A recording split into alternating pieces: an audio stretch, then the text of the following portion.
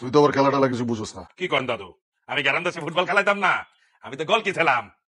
কোন দল সাপোর্ট করস তুই? কাতার দাদু। তোর বেটা কাতার থেকে ভাগাই দিল না, তুই কাতার সাপোর্ট করস? দাদা আপনি কোন দল করেন? আরে বেটা তুই কইছিস আর্জেন্টিনা, 7 মেসি। গোল খাওয়া বেটা, তাহলে আমিও মেসি। 7 গোল খাওয়ার পরে ফুটবল লইয়ে কথা কস কোন মুখে? কোন তুই আমলে তো ফুটবলে কিছু বুঝছিস না বেটা। বাবুরে কোন আমলে 7 গোল লোকে খাইছে এটা লয়ে অন্য কথা কয়। আর বাবা ফুটবল কি গোলের খেলা না? একদল গোল খাইবে একদল গোল দিবে, এটাই তো নিয়ম নাকি? জি ভাইয়া। তোরা জীবনে কয়বার কাপ জিতছস? 2বার মাত্র। আমরা কয়বার জিতছি? 5বার। আসলে তো খালি হারাদিন খালি মেসি মেসি মেসি। কারেন লয়া কি কস? তখন দলে তো খালি লুচ্চা আর লুচ্চা বেটা। কে লুচ্ছে আমি কিছু আপনার লগে? রোনালদিনিও হিস্ট্রি জানোস বেটা? রোনালদিনিও একবার এক দেশে বেড়াইতে গেছে, সেখানে কি একটা হোটেলে উঠছে, হোটেলে গিয়ে একটা ফিমেল ভক্ত পাইছে, ওই ফিমেল এক রাইতে 6 গোল দিয়ে দিছে। আরে ভাষা ভাই আন্দাজ ওকে কথা কই দিছেন কেন? গুগল সার্চ দিয়ে দেখ, এটা নিয়ে নিউজ হয়েছিল।